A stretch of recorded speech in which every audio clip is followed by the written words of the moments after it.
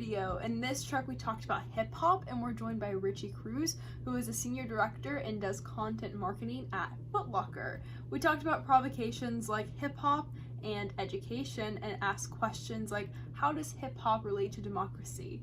And this was such an amazing conversation. It blew me away, so I know you're going to love it. And without further ado, here is the track.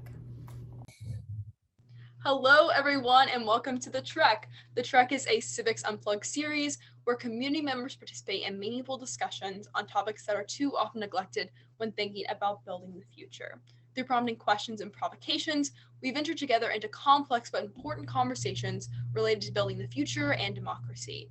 We understand that this work requires ongoing dialogue, but it's a journey worth trekking through. I'm Madison. I'm a high school senior from Verdigris, Oklahoma, joined by some of our community members and a special guest, which you'll get to hear from in just a moment. And today we're talking about hip hop, and we always start off with a word association. So when you see your name on the screen, give an introduction and then 1 to 3 words you associate with the topic and why. And Max, go ahead and kick us off. Hey everybody, I'm Max. I am a high school sophomore from Portland, Maine, and my words to associate with hip hop would be culture, expression, and poetry.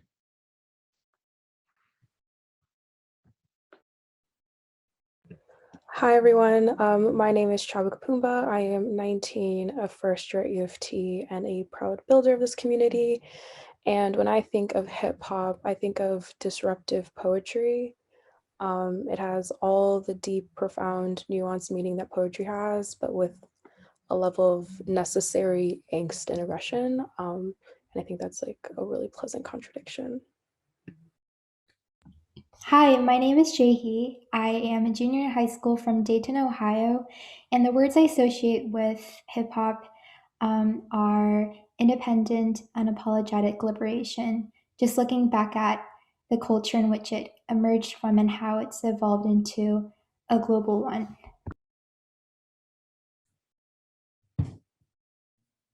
Hi everyone, I'm Jasmine. I am a freshman at the University of Alabama, and I also reside here in Tuscaloosa, Alabama. One word that I feel like really encapsulates what hip hop is powerful.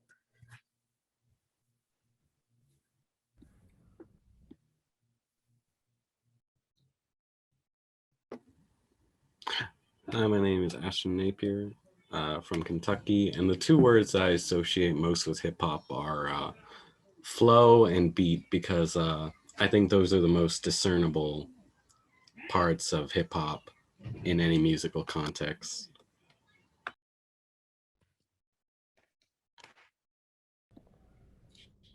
What's up, everyone? Richie from Brooklyn, New York, hanging out with you all today. First of all, great descriptors. I would say contradictory and complex, if I were to describe it in 2 words.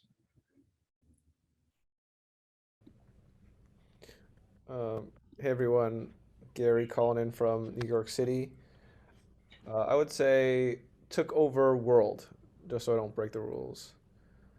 It's everywhere. It's the spirit of it's everywhere. It's cool. Yeah, and I would just say movement. When I listen to hip hop, it provokes movement. I don't know if I would necessarily qualify my movement as dancing, but it definitely makes you want to move around and, I don't know, just like gets you going. So thank you all for participating in that. Now we can go ahead and hop into the conversation. So does anyone have a question or provocation to get us started off with? Yeah.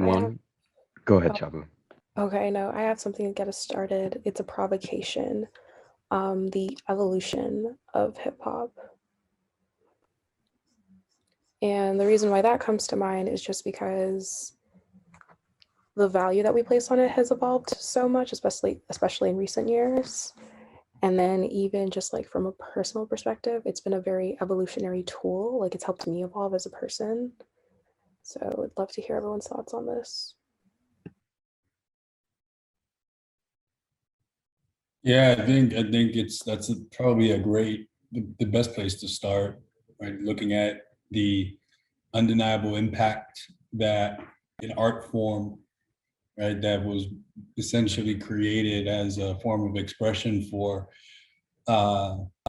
people that were marginalized, right, and were looking to tell their story in a relatable way, but also in a in a way that really tapped into their unique culture and I'd say like the rhythmic qualities of socializing, right? It was not. It was definitely.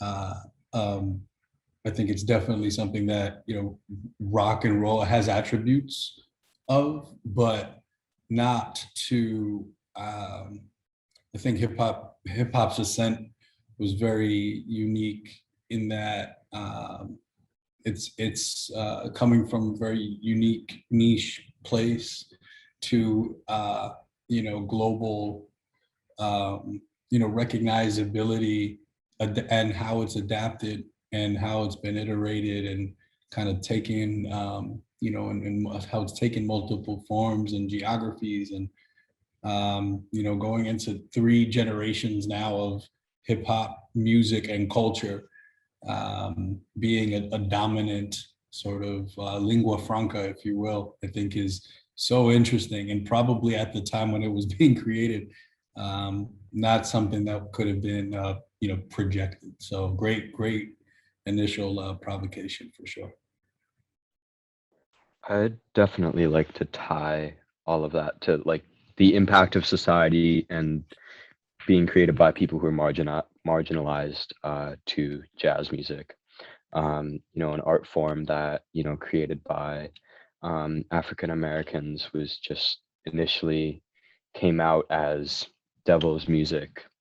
It was unacceptable, but it was a way for people to express themselves really freely. If you look at improvisation, um, and just I think that's the best way of putting it.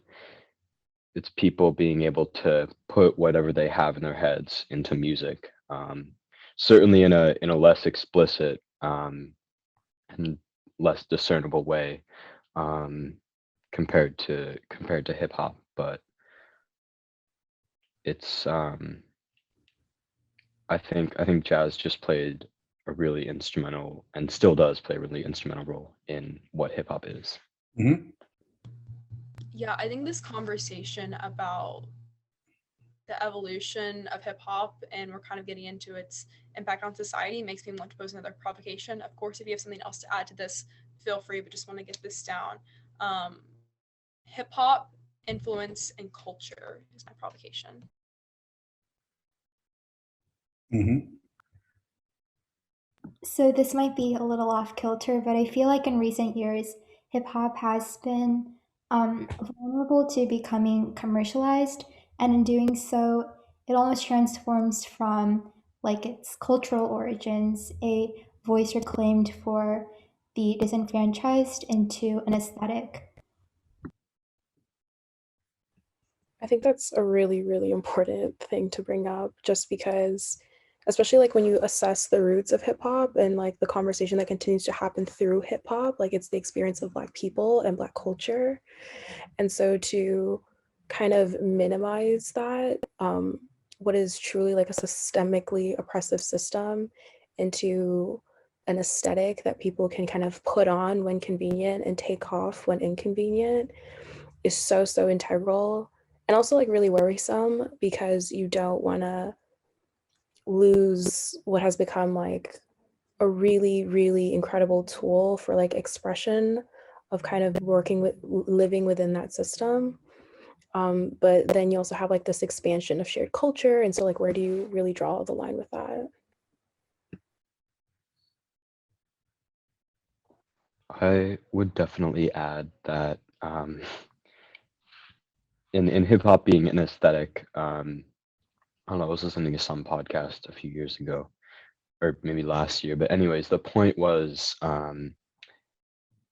white kids. I live in Maine, one of the whitest states in the U.S., and kids hear, if they like hip hop, they can play it at whatever volume they want, whenever they want, without any fear of being labeled as hood, as unworthy, as uneducated, as everything that maybe a Black kid listening to that would face. And I think that's an important thing for white people who do enjoy hip hop to recognize. It's that we have, you know, that's just another privilege that we have to listen to it and to not face the, I don't know, the discrimination that comes with it. Yeah, that's a pretty powerful point, and I'm glad you brought that up. Yeah, I think one of the qualities of, well, two things. To the earlier point made before I get into yours, I think it's important to distinguish rap, hip hop, the art form, from hip hop, the commercial music genre. And when you're able, I think it's important to frame that, because the commercial qualities of hip hop are very specific and narrow in scope.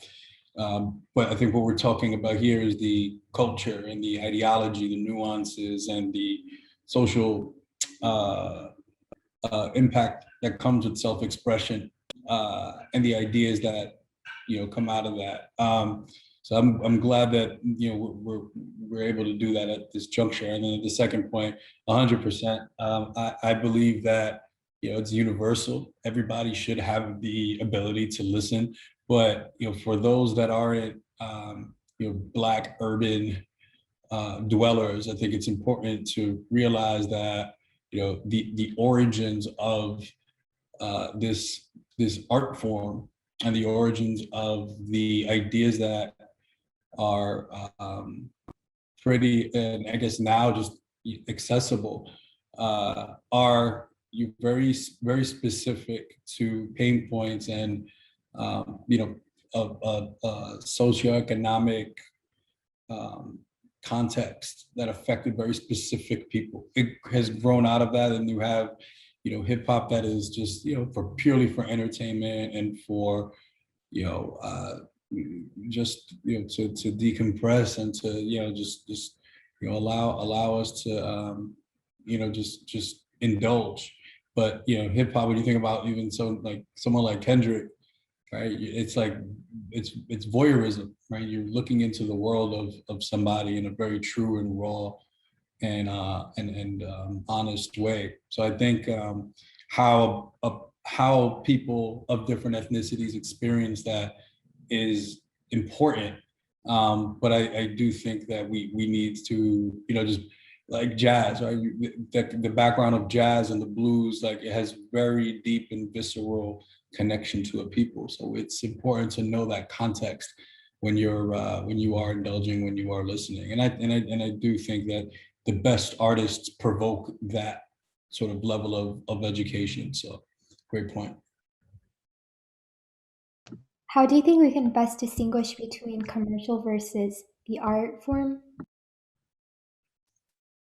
I wish I had an answer. I wish it was easy. But I think I think for purposes of this discussion, I would say, because anything that is technically for sale, that is driving revenue, I think is technically commercial in nature. It's my own personal measuring stick. I think the intent, right, is the intent of the music, or is the intent of the music, or of the the good that is being published or sold. Is it a creative pursuit, or is it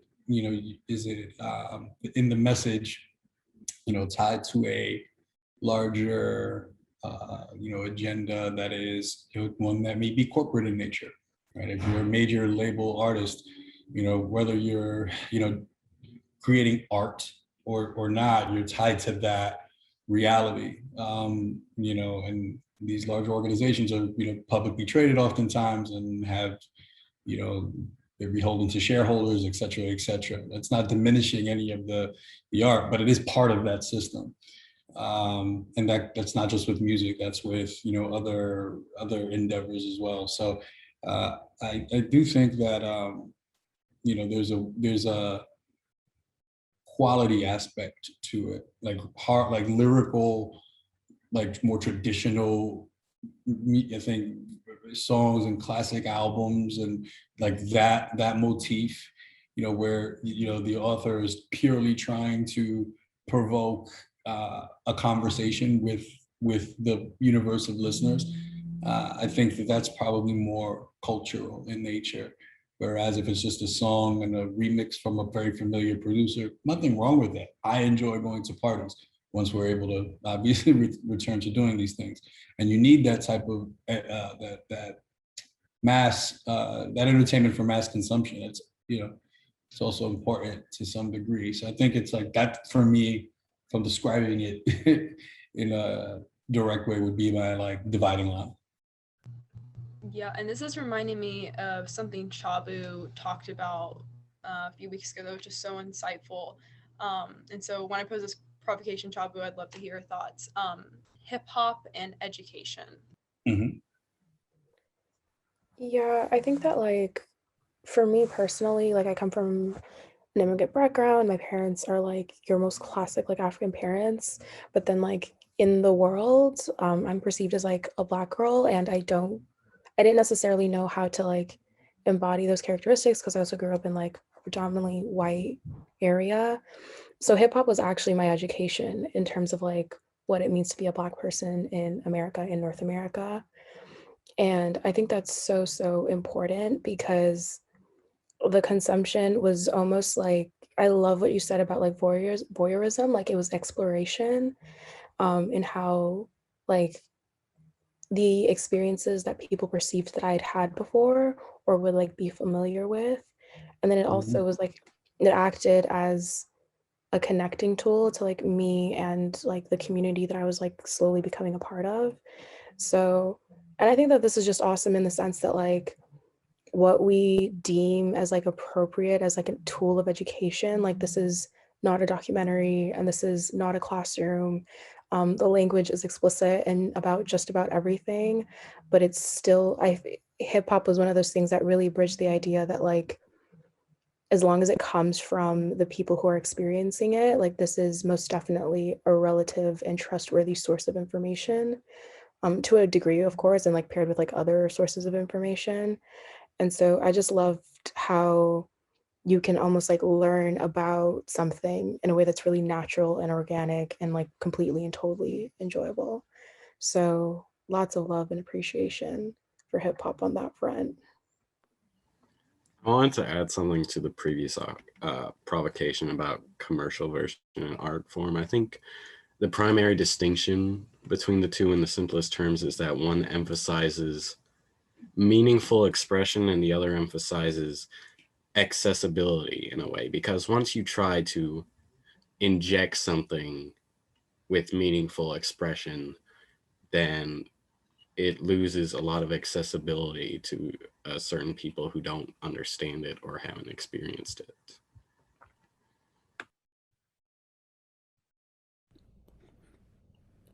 I have a provocation. What does hip hop have to do with democracy and or human flourishing? I think one of the. Go ahead. Oh, go you ahead. can. Okay. I feel like one of the things that hip hop does that kind of ties with all of these provocations is that it acts as a document of the times. And just like Nina Simone said, an artist's purpose is to tell the times and to be a spokesperson of the times. So I feel like in a lot of, I guess you could say, conscious hip hop, we're hearing the stories of the different things that are going on in the world throughout time, throughout periods, going back to like Grandmaster Flash, leading up to NWA, and now people like Kendrick Lamar, J. Cole, Big Crit, touching on these different topics that are sometimes difficult to talk about in real life and just have a conversation about, and difficult to digest for some people. So in that way, I feel like it contributes to not only education, but it often criticizes society and criticizes the way that our democratic process is. So I feel like that's a way that it contributes to all of these multiple things. I think that was extremely well articulated, and shout out to you for mentioning Big Crit, wonderful artist. Probably doesn't get enough flowers from my perspective, but he's incredible. I agree. I think it's this very, when you look at it from a very macro view, I think hip hop is, the most, one of the most democratic art forms and cultures by nature, because it is inherently multicultural. And when you look at, if you look at it through the dimension of like music sonically, I mean, some of the best hip hop, is created by women, right? Historically, and like the role of women in hip hop is kind of core to its existence, right? And then you have, beyond just like the ethnic diversity, I think we're now seeing, white artists, achieve a certain degree of popularity and success in the genre as well, right? So I personally think that it's a good thing if it's done, with respect and with the sort of right guardrails. And I think just in general, like in terms of human flourishing, what is hip hop if you can't ignore the brag to riches social social climbing aspect of that. We all love seeing the person that kind of came from nothing and hustled and pursued an idea, and then that idea blossoms, right? We've seen that, and some of it may be commercially driven, which I think is perfectly fine. I don't think something in and of itself being commercial, if it's telling you it's commercial, is bad. But the idea of seeing like Nas and Jay-Z kind of ascend to this place of elder state, being like the elder statesman, Pharrell and Diddy, like those are your quintessential, came from nothing, got out the mud, and now I'm not only flourishing through my art form. We've created pathways for people to through hip hop pursue their area of interest. It doesn't have to be music or following artistry. It could be a line of business or entrepreneurialism. So I think that at its core, hip hop is thematically, I think, connected to human flourishing. And like just to like further the idea of like a big component of human flourishing is like the idea of valuing community and like the people around you. And I don't know an art form that does that better. Like so many people are tied to like their location. Big Sean represents Detroit, Drake represents Toronto, and like so much of the language in their music is like wanting to put their city on the map or just like bringing revered respect to the places that they call home. And so an earlier provocation that happened was just like the commercialization of hip hop, and even just the debate of like art versus the artist, and do you stop listening to the art because the artist has become compromised? But I think that I like to look at it from the perspective of like the muse versus the art, so like whatever inspired the body of art rather than like who was in charge of creating it. And I think that's just like a really healthy way of looking at it, because the muse of hip hop is people and communities and the societies that we exist in. And so it's incredibly democratic, like you said, for a lot of different reasons. I agree with all. Go ahead, Ashton. Oh, well, okay, sorry. I agree with all the above. Like hip hop has been like since the beginning, like highly political, I think, and an expression of a lot of discontent and disillusionment for marginalized voices.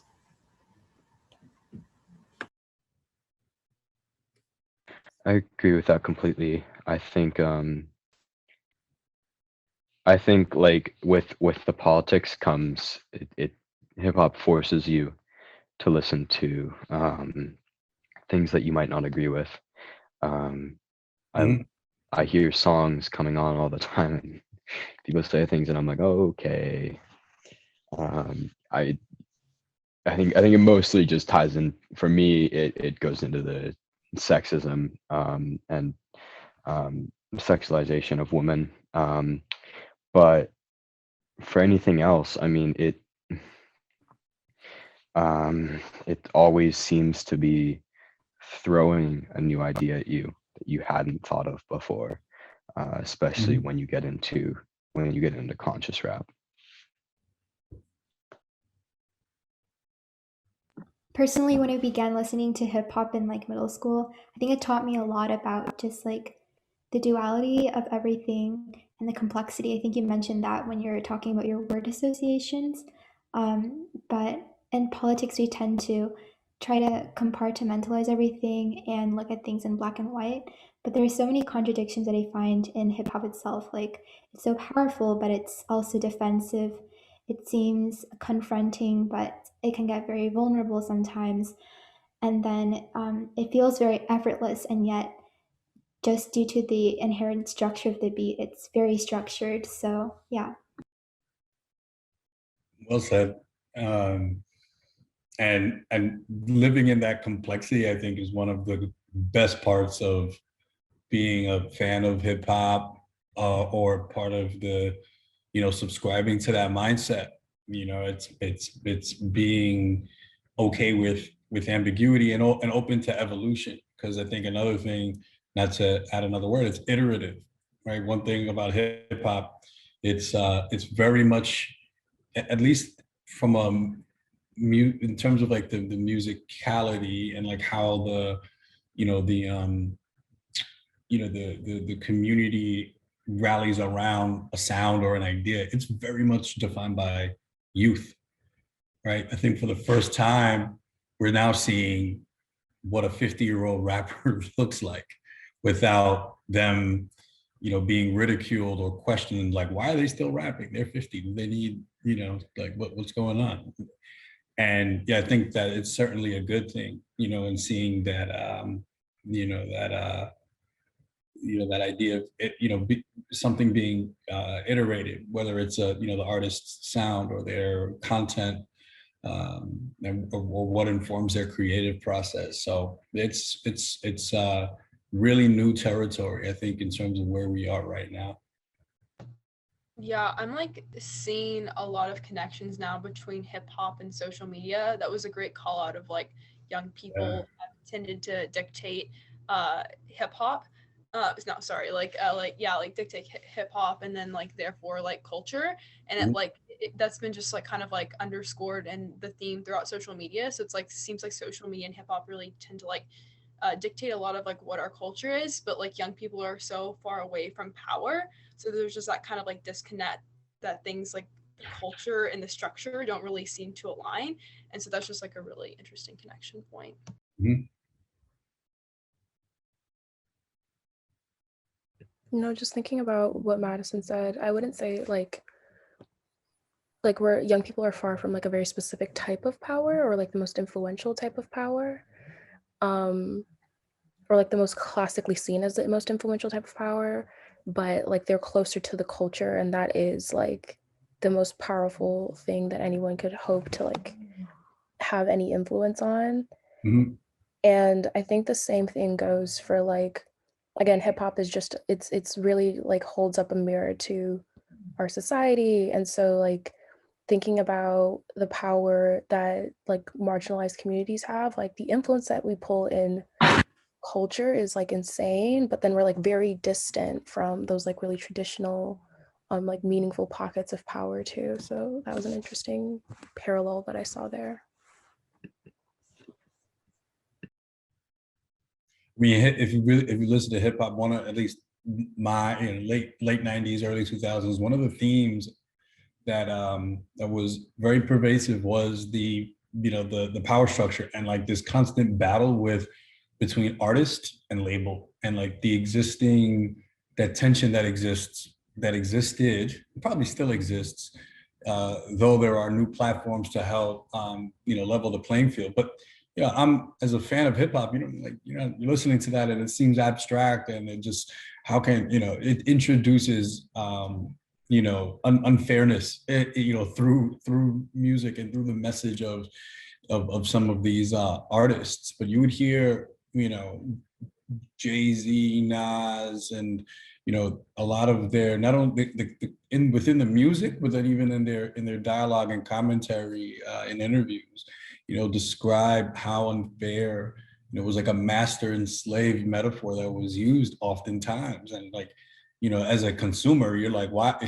I just want to listen to music, but for them, it was part of the reality, that they were, very, very driven and inspired to get out. So as a passive listener, you're now understanding, in the guise of, even in the creative industries, that, there are, there are things that need to change and to create parity. That's a great point. I think that what I've heard a lot of complaints from people recently is like the frustration of like politics being integrated into things like sports. They're like, I don't want to think about politics when I'm watching my sports, right? But with things like hip hop, it can be so like seamlessly integrated that like you can listen to it for music and not even realize you're getting like a taste of like issues in democracy or what would be considered politics. So that was a great call out as well. I mean, so, and again, it's like it all depends on the artist and what they are motivated by, driven by, how their process works. Sometimes it just comes out, and I think you have some artists. I think Kendrick is probably the most prominent and easily identifiable, that they're wired in such a way where the idea of hood politics, right? So like neighborhood and community realities and codes and themes and tropes are discussed, and there's a little illumination for the listener. But then there's like more traditional politics and things that we're facing as people living in a country in a particular time that comes out. So I love that. And I think that really great artists and really great figures in hip hop, even like, I'd encourage you all to check out like Fab Five Freddy, who he's sort of a multi-hyphenate, but he was in the art scene and realized the role that art played within hip hop's ascent. Not just graffiti, but like Basquiat and Andy Warhol and those now commonplace names. He'll recognize like the role that like the societal themes and things that people wrestle with, how it comes through, within just hip hop more broadly. So I think it's important to understand the person. And I love the point that was made about the muse and then the art. Really, really well said. And then when you realize like they're just trying to, communicate right, wrong, or indifferent, it brings hip hop into a very beautiful, pure place, and less of one of judgment, which I think as music fans, it's easy to criticize things. Yeah, I totally agree that like confrontation is one of the most definitive characteristics of hip hop. And I think that's so important to preserve these days, because there was like this ethnographer and she was like commenting on how modern society, facilitated by just tech in general and how our algorithms are becoming more optimized, we've kind of been submerged into a more and more frictionless reality. And so having that courage to be confrontational and challenge things, I think it's so important, especially for our generation. Yeah, and you all are the ones that are going to normalize these conversations. And the idea of someone just brought it up, like I don't want politics in my sports, shut up and dribble. Like this is the first time that I can say that we've experienced it, right? Because sports is a very you know, it's like a walled garden, right? Like it's for entertainment. Historically, it's been for entertainment value, and now the idea of the athlete activist or the entertainer activist is so I feel like it's not a nice to have, but it is a must have if you're in the public eye. Like, it's a responsibility to share your point of view honestly and in transparency. So I think that I think it's all like good and I think you know, contributing to the overall progress that we want to see. But I think Gen Z and those that are coming after are now the first to really, I think, embrace that as a normal, quote unquote, normal or commonplace or expected idea. As the old guy in the room. Like, a provocation I thought about posing was just like, you know, what do we want more from hip hop, or like how can hip hop evolve? Because it's not perfect by any means or stretch of imagination, but I think that that question literally comes down to the fact that like whatever you want out of hip hop, you should really just be asking more of out of the world, because it's almost like the last standing metric of figuring out if we've actually had that impact like down to the grassroots level. So that kind of cancels out the question of just like, oh, like what's the request that we can make, when in reality we will know that we've done the work when like hip hop starts to reflect a better society. I think right off, in terms of what I want more out of hip hop, is feminism. There's a lot of talk about racial issues, poverty, drug addiction, violence, like all of that stuff. And then I feel like the female voice has been a bit put down, and it's like kind of starting to come up. Yeah, there are a lot of good female rappers like doing that, but in terms of male rappers who've been around for a while, I'd like to see more standing up, more feminism out of the men. Just want to like very quickly jump in here. I don't want to talk too much, but like I think that's such a great point, because like the ask for feminism in hip hop, and then someone would be like, oh, well, you have like Cardi B and Megan Thee Stallion, like it is growth in feminism, and that, but it also shows the fact that the only way that like a lot of women can find and hold power is in their sexualization. And so like, yes, there's feminism because yes, you have representation and they're like making waves and have pulled amazing numbers on the charts, but it just points to the fact that like the only way that a woman can have that like level of that can hold power is by like also not necessarily like exploiting, but like leveraging their sexuality in the process, which shouldn't be a prerequisite for that. Yeah, I think that there's a place and role for Cardi and Megan's music, and I think their influence as personas will continue to evolve and hopefully positively impact people. But you know, if it's not for you, it's not for you. And I think I look at like artists like there should be, you know, 100 Rhapsodies, right? There should be more. You know, it's a great artist. I'm going to butcher her like the first part of her name when she goes by 47. She always wears the mask, and she's as nice as anyone. And I think they're, you know, I'd love for it to get to a point where, you know, a woman that is rapping is not a woman rapper falling under that label. They're just a talented artist, you know, and I think we're making strides. It is a very male dominated genre, and has been historically, so it is a problem. But artistically, I mean, I love Rhapsody. I still listen to like Lauryn Hill all the time. Like that's sort of like the bar for me, like from an artistic standpoint.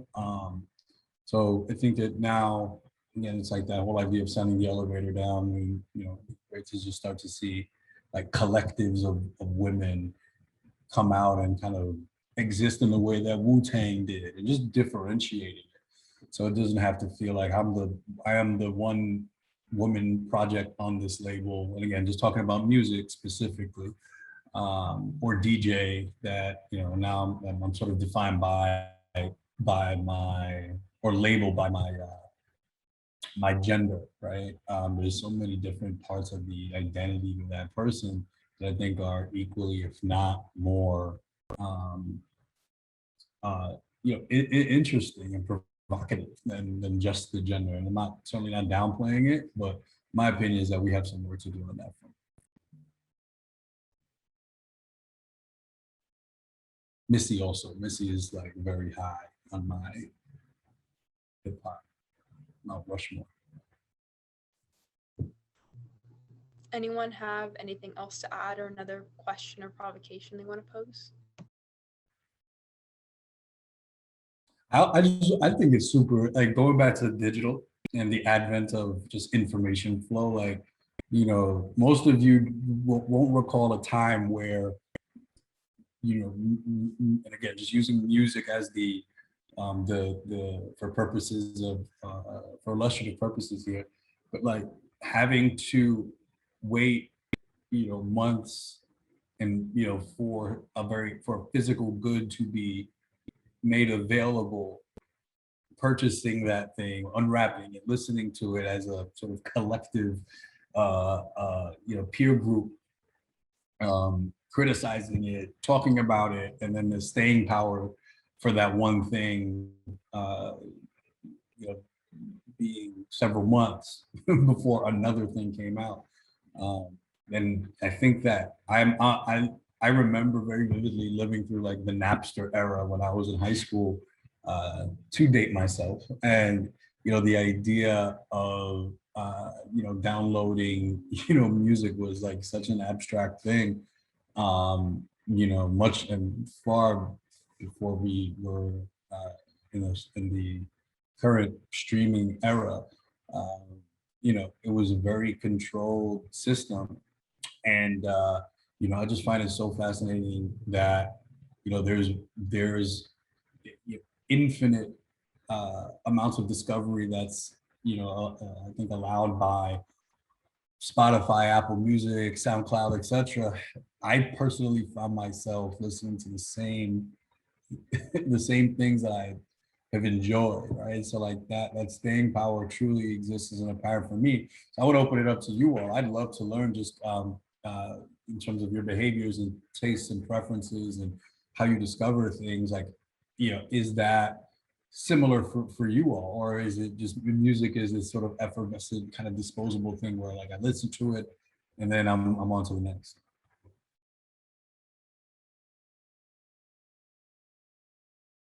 I think for me, it tends to be word of mouth. I'm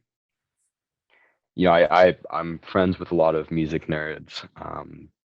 Some of them make it their living, and in that, it just takes like studying what's going on today, what was going on yesterday, what was going on when this genre started, and being able to hear that, be like, okay, I know this person, I trust their music taste, and they know what they're talking about.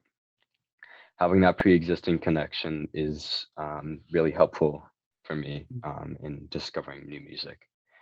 I think another one is podcasts, especially Louder Than a Riot. It's an NPR podcast connecting hip hop and U.S.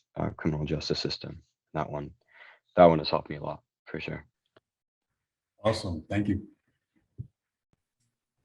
I discover new music in a lot of different ways, but sometimes it's new to me and not necessarily new, like listening to music that my dad used to listen to, and even like my grandparents, and growing up in a house where I'm listening to all sorts of different older artists from like the 60s and 70s.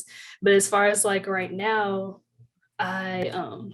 I listen to all sorts of music, and Spotify has helped a lot with that. Just like going down a rabbit hole, finding one artist and then clicking to receive the radio of that artist and finding similar artists and similar styles. And then of course, as Max mentioned, to word of mouth, but I'm usually the one telling other people and putting other people on. But yeah. Awesome. I think like my entire music experience is definitely sculptured around Spotify. Like I love, love, love, love, love, love, love that platform so much. But what it's really done is the fact that like I've noticed that what's different from like how like music may have been in the past is that people don't really like go deep into a specific like type of art. Like it's very, very widespread. So like genres are almost pointless at this point. Like everyone listens to everything. And you don't necessarily have to like an entire album. You can just like 2 or 3 songs from the album. Um, which kind of sucks in the sense that like there's art, like I miss having albums where like the entire thing is connected from like start to finish. Every song is kind of painting a very specific picture together. But that also just makes me appreciate albums that are able to do that. So I think it like widens the ability to listen to stuff, but like you don't go as deep as it may have been easy to in the past when you would have to like buy an entire album and listen to it on repeat. Definitely relate to that. I think mainly for me it is playlists, compilations, memes, and TikTok trends. Memes and TikTok are extremely valuable.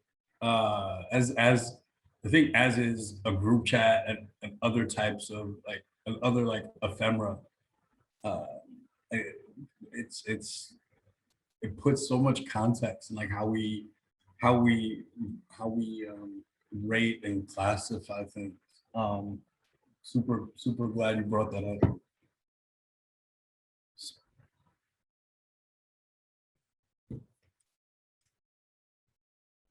Yeah, I would say Where was the documentarian, by the way? He's doing an amazing job with these notes. Yeah, I would say for me, if I had to pinpoint it, I'd probably say like TikTok or whatever. But there's a lot of times when I don't remember how I heard about a song. It just will just like be playing and be like, oh, I know this, and I can't pinpoint the first time I heard it. Maybe it's just from like hearing it on the radio or something. But that's something that I noticed as well. But yeah, thank y'all for sharing. I think just if no one has anything else to add, we can go ahead and hop into reflection.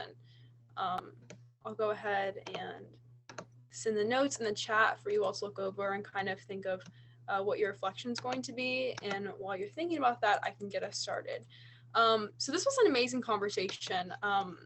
I was not expecting it to be as broad as it was. And also like, I love conversations where we get into things that seem like contradictions, but actually end up being so similar. So I love the thread we went on about like hip hop and education and politics, right? Because that seems so opposite. And so something that I was thinking of is like people tend to like really laugh at like the thought of just the world of like hip hop and politics and education intersecting. I think a great example of that is like Kanye 2020. Like that was like the biggest meme, right? But I mean, I'm not saying that like I would vote for Kanye or whatever, but like he's not as like underqualified as people try and make him seem, right? Like he has like a career of like creating art and like resonating with people and like, you know, tying things to like culture and stuff. And so I think that's just like was a very interesting conversation that made me think of that. Yeah, I'm surprised it didn't come up much earlier in the dialogue, but it's a great point.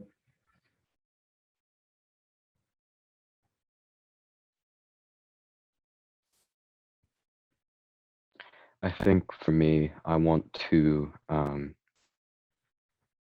just like remembering like how much politics and how much opinion is reflected in hip hop. I want to get back into finding artists that either subtly or explicitly express an idea or a desire, especially in politics. I listened to the full album of To Pimp a Butterfly the other day, and I was just blown away. Yeah, it's like an old album at this point, but I was still blown away by the amount of social commentary um, that Kendrick gave. And yeah, I definitely, yeah, almost cried a few times for sure.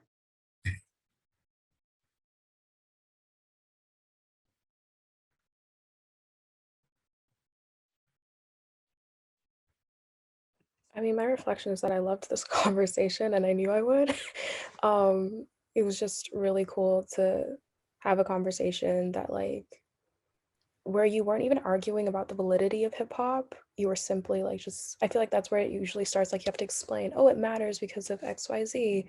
But like there's just like a mutual understanding of just like the role that culture plays in shaping our world.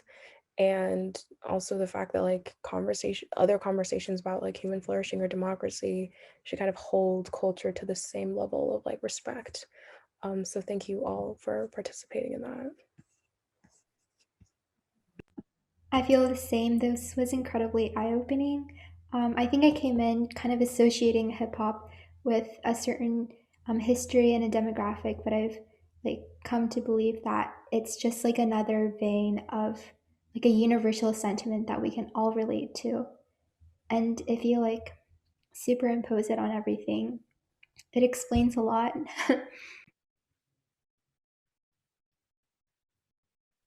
I definitely love this conversation. I'm along with Chabu, where I was really excited to be a part of it. And definitely like in the current society, hip hop is really shaping our world, whether you like it or not. It's here and it's in the forefront and it's in your face and it's mobilizing our culture right before our eyes every single day. And I enjoyed hearing everybody else's perspectives and how they view hip hop as not only a source of self-expression art, but also a source of conveying a message to the world. I think we made some valuable reflections on like the political nature of hip hop and its development, and also what it means like listening to it and exploring the themes in it.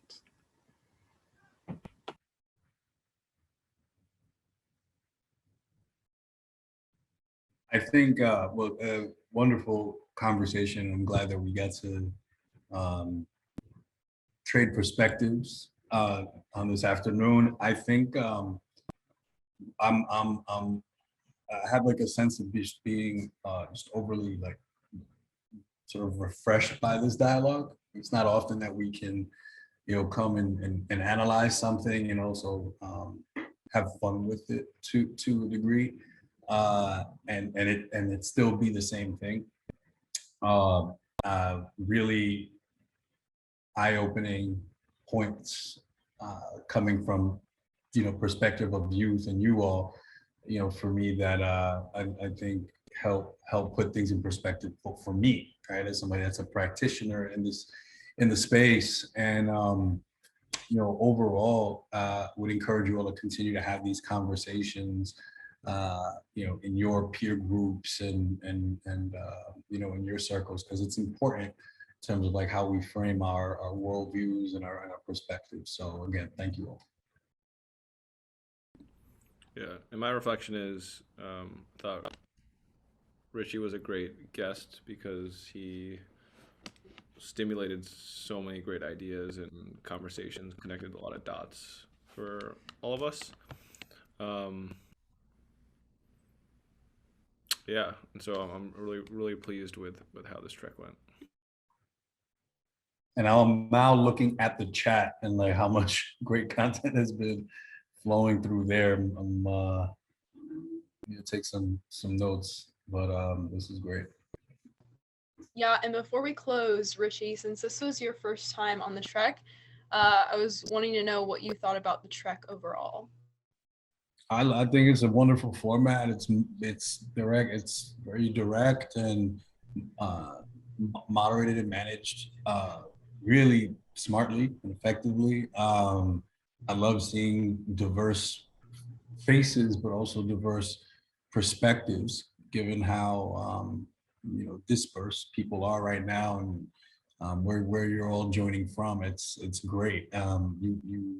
You're building a pretty powerful community here, and you know, beyond impressed just again with the range of thinking. You know, and you know, the subject matter is certainly near and dear to me, but as you broach other topics and subject matter, you know, encourage you all to apply that method of thinking and going deep, not wide. So I love that. Hopefully you'll all have me back at some point. Yeah, I mean, this conversation I was messaging Gary just reminded me of how much I appreciate the Trek format. Like, there was a while when we were like jumping from question to provocation, and then there was one question that we just spent like an extended amount of time on, and I just love how it gives us that freedom to do that. And as Gary said, it was amazing to have you on. You took the conversation to such an interesting place, and so would love to have you back on whatever topic of your choosing. And obviously same for all of you. So thank you for coming tonight, and I will see you later. Awesome. Bye. Take care, everyone. Thank you all. Thanks. Yeah.